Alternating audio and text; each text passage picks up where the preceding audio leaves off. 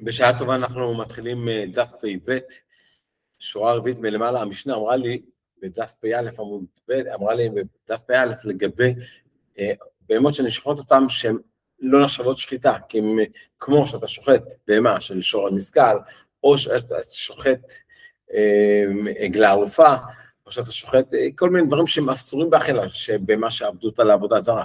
אז שואלת הגמרא כאן עכשיו לגבי עגלה ערופה, כי בעצם השאלה בעגלה ערופה, ממתי זה נאסרת העגלה ערופה? האם רק שערפתי אותה, או שאני אומר שגם מירידתה לנחל כבר היא נאסרת? זאת אומרת, הגמרא בעגלה ערופה, כשאתה שוחט אותה, האם זה לא שחיטה ראויה? נמצא הורג, אם נמצא הורג, אני עוד לפני שחטתי, ערפתי את הבהמה, אם נמצא הורג, אז מה אני עושה? אין לי שום בעיה עם הבהמה הזאת, היא לא אסורה, ועד כדי כך כתוב במשנה, נמצא הורג עד שלא תערף העגלה, תצא ותראה בעדר, אם שר, אם כן אני רואה שעגלה ערופה לא נאסרת מחיים. למה אתה אומר לי במשנה שלנו, שלגבי עגלה ערופה, השחיטה שלה היא לא שחיטה ראויה? אומרת, מה רבי שמעון בן לקיש משור רבי ינאי, עגלה ערופה אינה משנה. אומר לי בשור רבי ינאי, תקשיב, אל תשנה לי את עגלה ערופה במשנה שלנו, באמת זה נשנה שם בטעות. שואלת הגמרא, איך אתה אומר לי שזה בטעות? אז הגמרא בניסיון הראשון שלה תגיד לי, אוקיי, זה לא רבי ינאי, מי שאמר את זה ריש לקיש, זה דעתו של ריש לקיש, אבל גם את זה הגמרא תדחה, ובסוף תגיד לי שזה דעתו של רבי יוחנן. אומרת הגמרא, מי אמר רבי יוחנן האחי?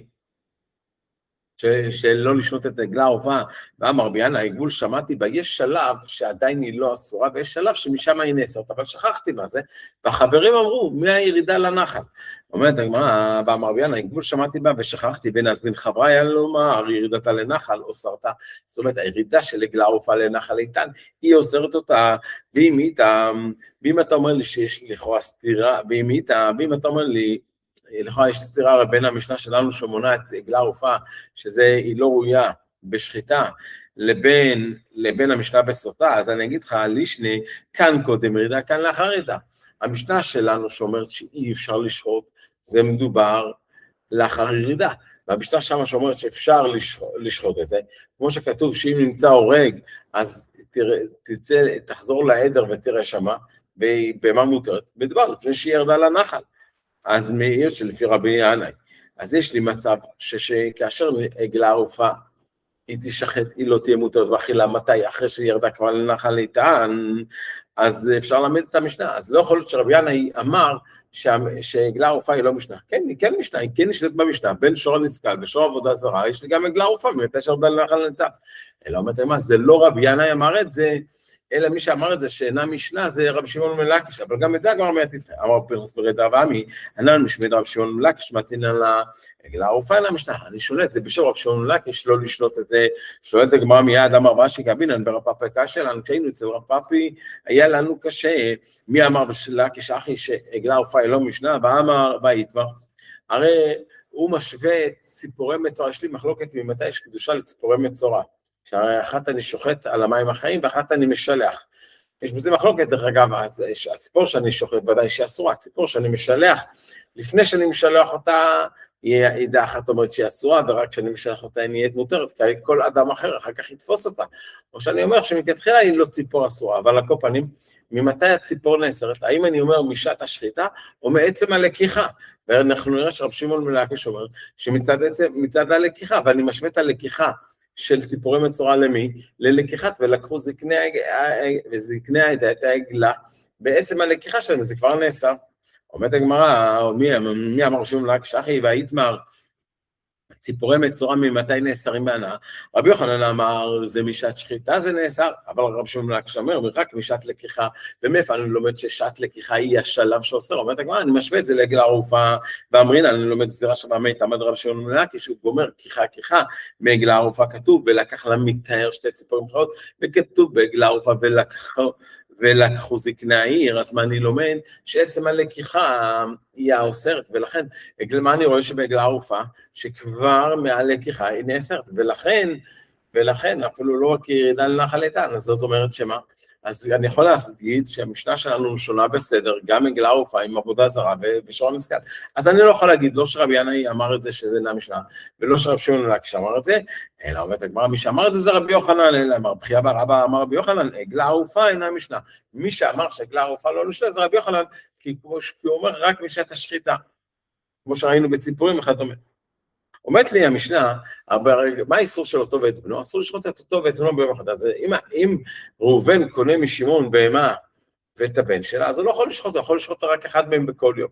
מה הדין אם באים, ראובן קונה את הבהמה ושמעון קונה את הילד שלה? אז מה הדין? הדין הקדימה הוא לראשון, רק מה, הראשון צריך לעדכן את השני, שהוא באמת שוחט אותה. עכשיו, הוא לא צריך לעדכן בהתחלה, כי מכתחילה, אם הוא לא יודע, אז בהנחה כזאת, מוטל את חובה על המוכר להגיד, תקשיב, את האמא מכרתי כבר לראובן, שתדע שלא תשחט את זה, כי מסתם הוא קונה לשחיטה.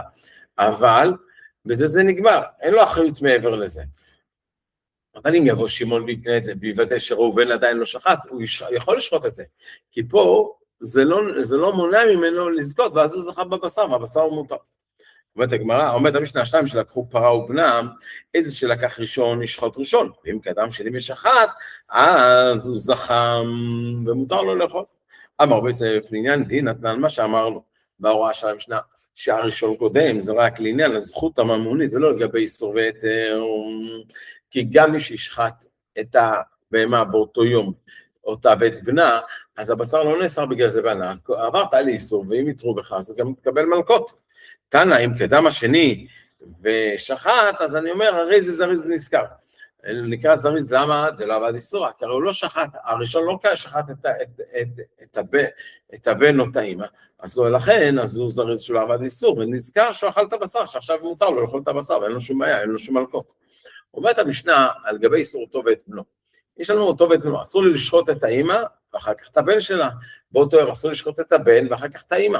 מה הדין אם בן אדם שחט שני ולדות, שני עגלים, ואחר כך שוחט את האמא? אז הוא סופג 41 של מלכות.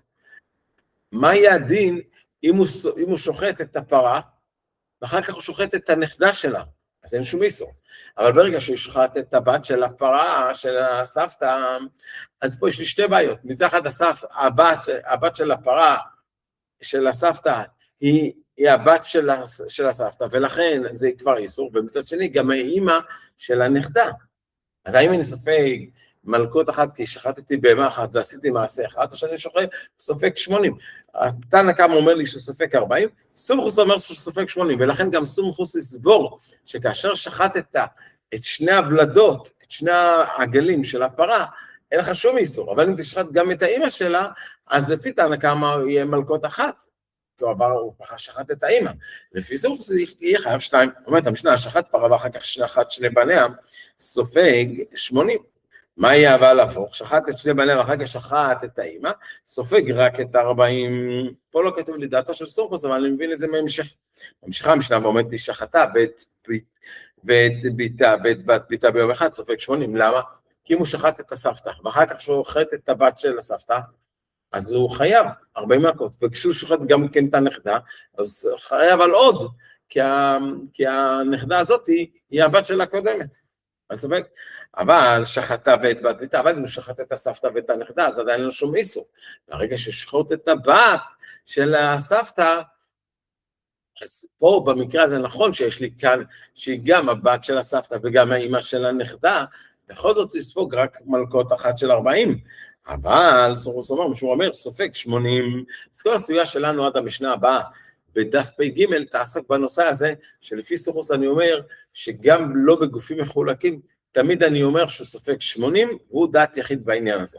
אומרת הגמרא, למה אני אומר, מה אותו ואת בנו אמר רחמנא, ולא בנו ואותו? שואלת הגמרא, קודם כל, לפני שאני אצלול לדעתו של סומכוס, אני רוצה להבין, כתוב, לא תשחטו אותו ואת בנו ביום אחד, זה את האמא ואת הבת, אבל לא את הבת ואת האמא. למה אתה מחייב אותי גם אם הוא שחט? אולי אני אגיד לך, מתי הוא חייב מלכות רק אם הוא שחט את האמא ואחר כך את הבן? אבל אם הוא שחט את הבן ואחר כך את האמא לא, שאלתי מה, אותו ואת בנו אמר רחמנא ולא בנו ואותו, לא שם כדעתך, אתה לא יכול לחשוב שיש לי הבדל אם הוא שחט קודם כל את האמא ואחר כך את הבת, או את הבת ואחר כך את האמא, ולמה?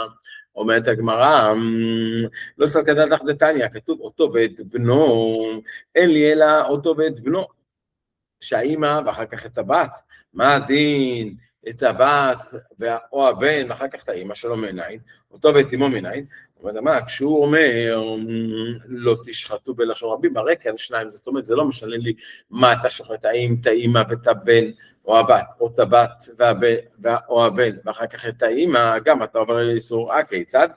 אחד השוחט את הפרה, ואחד השוחט את אמא, ואחד השוחט את בנם, שניים האחרונים חייבים מצד אותו ואת בנו, כי השוחט השני הוא חיה בגלל, כי ברגע שהוא שחט את האמא, ובא אחד ושחט את האמא שלה, אז יהיה חייב, אחר כך שבוא מישהו ושחט באותו עם את הבן, גם הוא יהיה חייב, אז זה לא משנה לי אם שחט את האמא, ואחר כך את הבן או את הבן, ואחר כך את האמא, כי לכן אני מחייב גם על השחיטה, שכאשר שחטתי את האמא, ואני שוחט את הסבתא אחר כך, אז אפילו שזה הבן, ואחר כך את האמא שלו, זה גם כן יהיה חייב.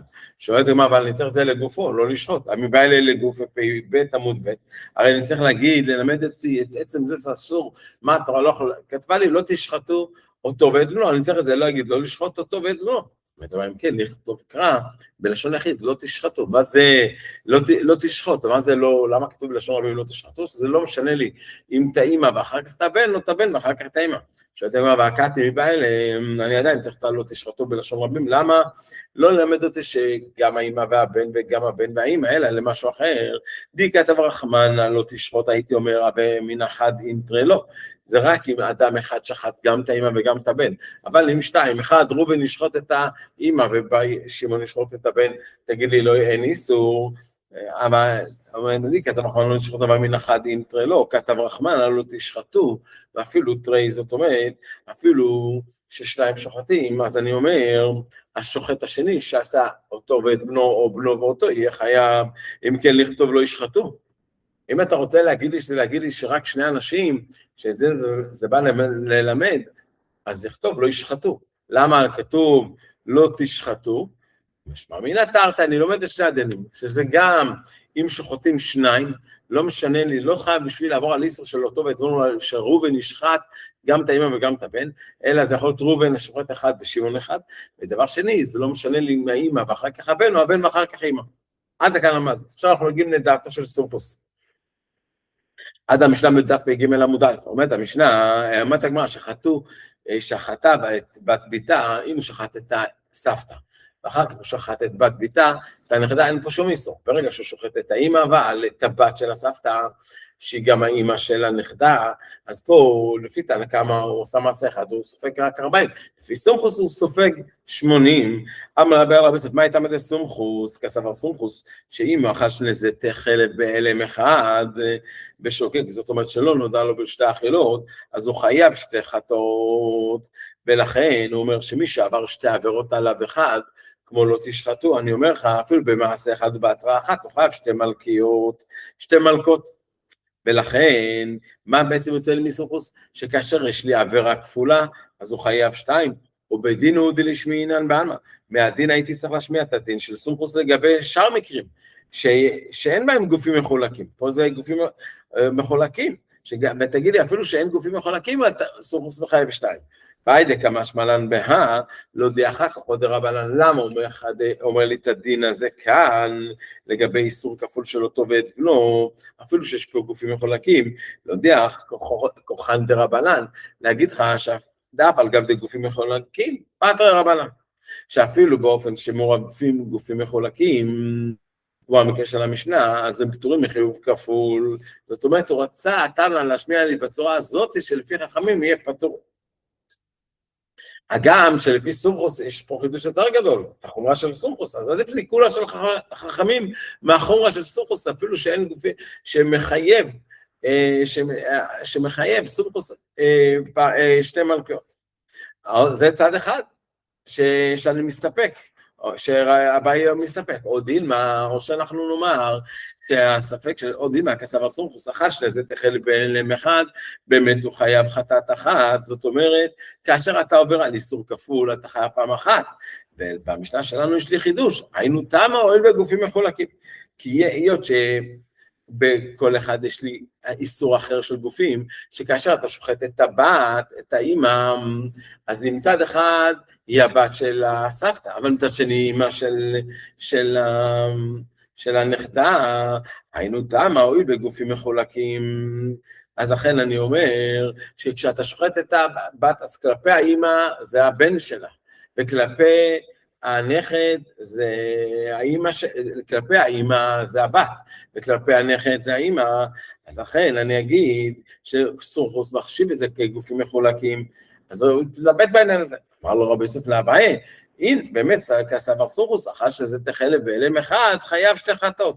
זאת אומרת, בעצם הסברה של סומכוס, שכל עבירה כפולה שאדם עובר, הוא חייב שתי חטאות, גם אם אין גופים מחולקים.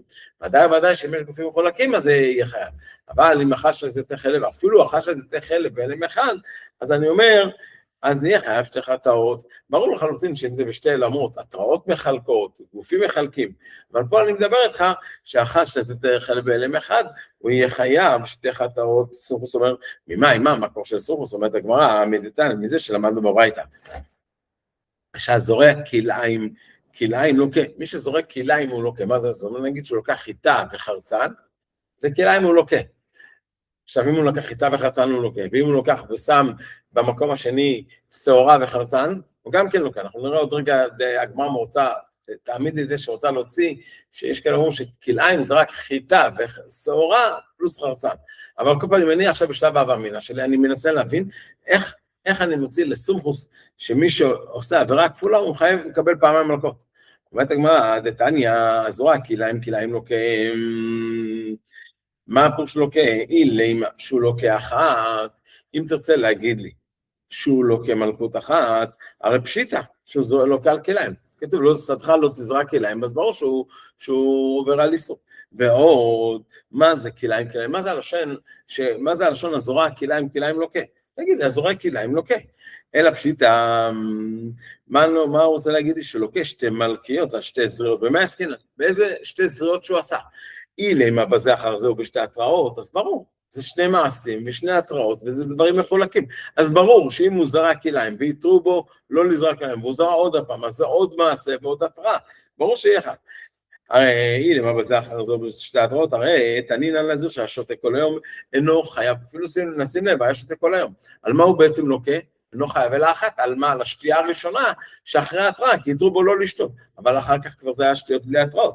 תנינה, נזיר שהשותה יין כל היום, אינו חייב אלא אחת, אבל אם אמרו לו, אל תשתה והוא שותה, חייב על כל אחת ואחת על כל שתייה ושתייה. למה? כי בעצם אני אומר שהתראות מחלקות כל דבר בנפרד,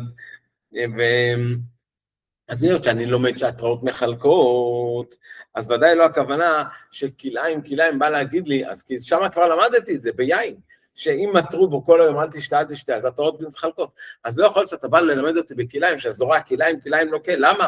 כי הייתה לו התראה בין זריעה לזריעה, אלא צריך לומר במה מדובר, אלא פשיטה, בבת אחת או בהתראה אחת, זאת אומרת שהוא לא זרע ויתרו בו, בא לזרוע ויתרו בו, ובכל זאת זרע, ואחר כך הוא בא לזרוע עוד הפעם, מטרים בו, ובכל זאת זרוע. אלא מדובר שהוא עשה בבת אחת, ביד ימין וביד שמאל, אלא פשיטה בבת אחת ובהתראה אחת, וזה אמרנו שהוא חייב שתי מלכיות, אז מה אני, כמו מי זה הולכת הברייתא הזאת, אילי, רבנן דפליגי על זה סומכוס, שמי שעובר עבירה כפולה, אז הרי זה לא יכול להיות חכמים, למה?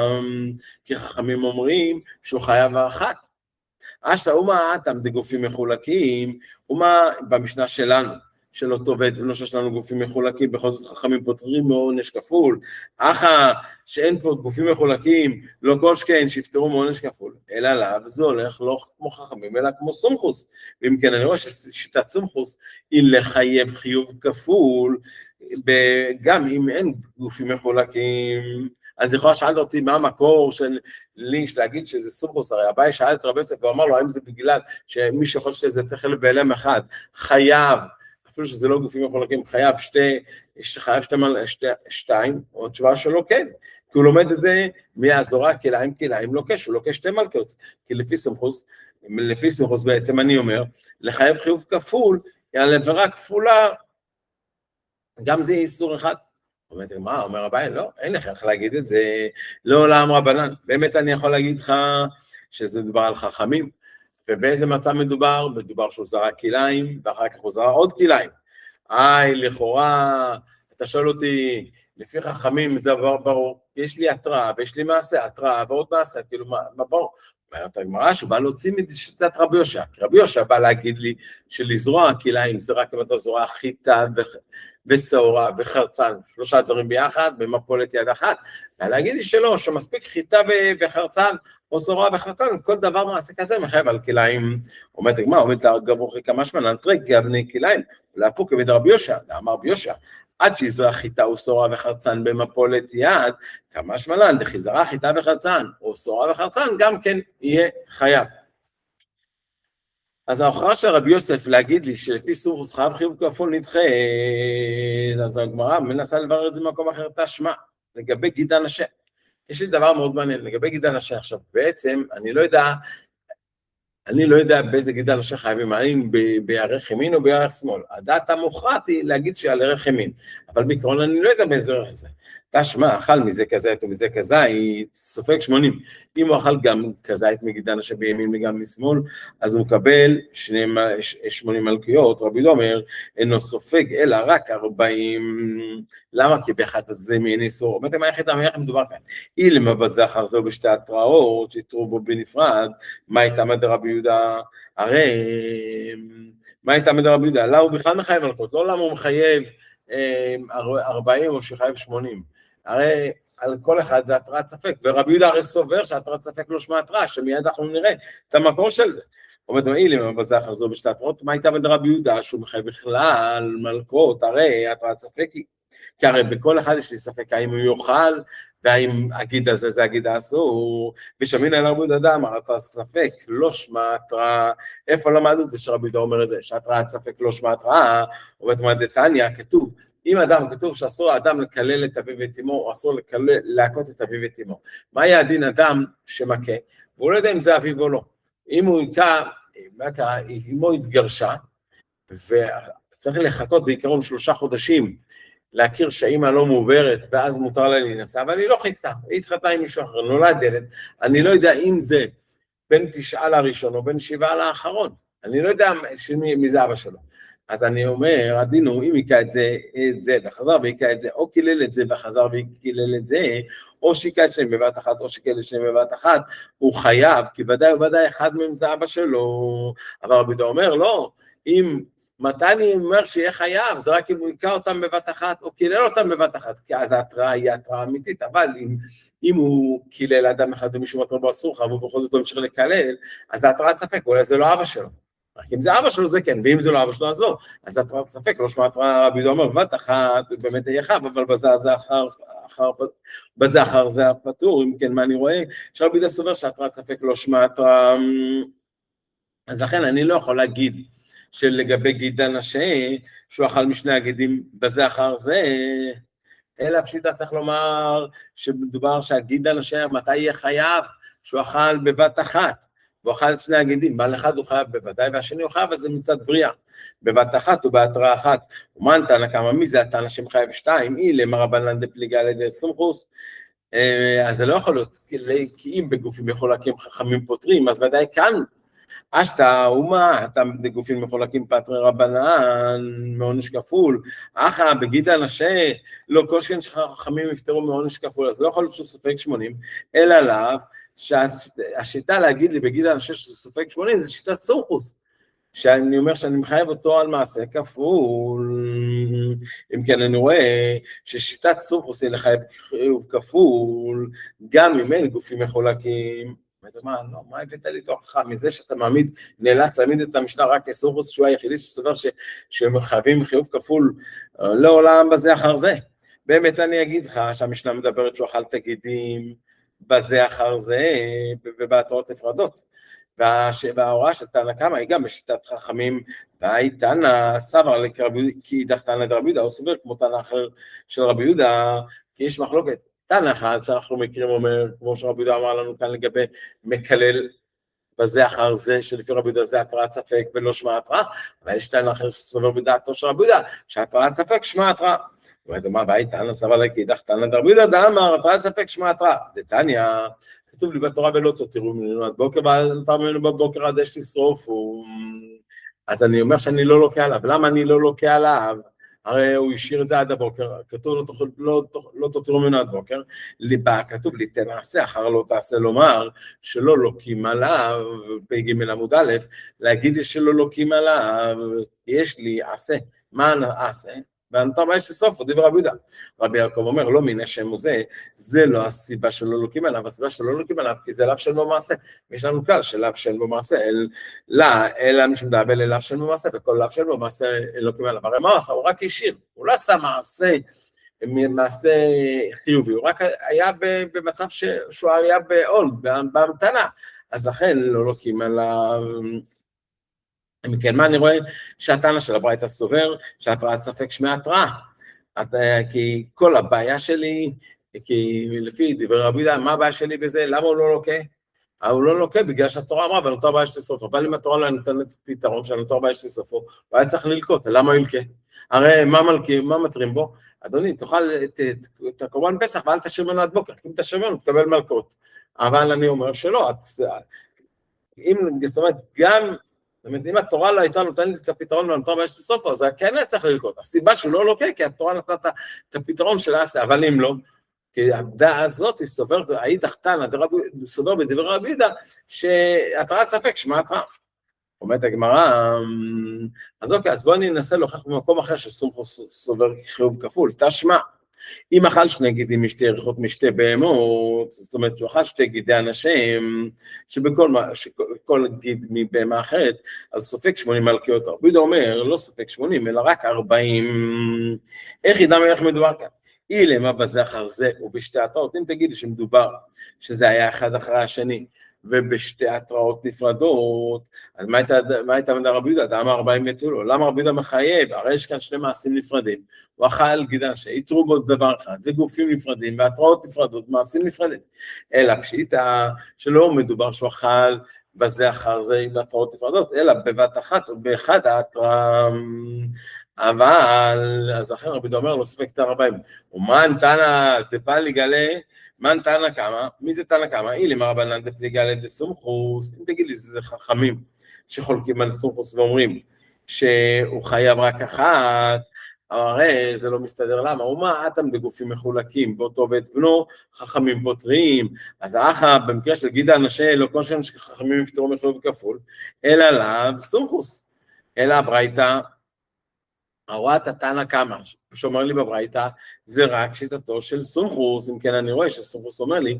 שהוא חייב חיוב כפול, בעבירה כפולה, גם אם אין גופים מחולקים, אז הנה בואו נפתור מפה, באמת הגמרא גם את זה היא דוחה, לא עולם בזכר זה, באמת הברייתא מדברת שאחת שתי גידי אנשי בזכר זה, אם ככה, מה הייתה מדבר רבי יהודה? הרי זה שני גידים, שני מעשים, שני התראות, למה רבי יהודה מחייב רק 40?